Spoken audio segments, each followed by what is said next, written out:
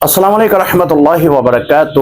نوید اقبال پوچھتے ہیں، راول پنڈی سے پوچھ رہے ہیں، مفتی صاحب کیا حلیمہ سعدیہ رضی اللہ تعالی عنہا مسلمان ہو گئی تھیں؟ جی نوید بھائی، حضرت حلیمہ سعدیہ رضی اللہ تعالی عنہا نبی علیہ الصلوۃ والسلام کی رضائی والدہ محترمہ ہیں۔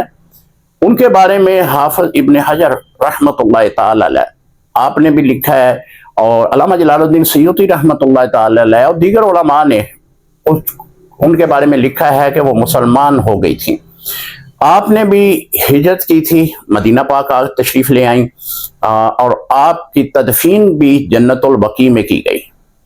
حضرت حلیمہ سعدیہ رضی اللہ تعالیٰ عنہا، ان کو بہت بڑا شرف اللہ نے عطا کیا کہ وہ حضور علیہ الصلوۃ والسلام کی رضائی والدہ محترمہ ہیں۔ وہ مسلمان ہو گئی تھی اور آپ کا مزار اقدس جنت البقیع میں ہے۔ السلام علیکم رحمۃ اللہ وبرکاتہ۔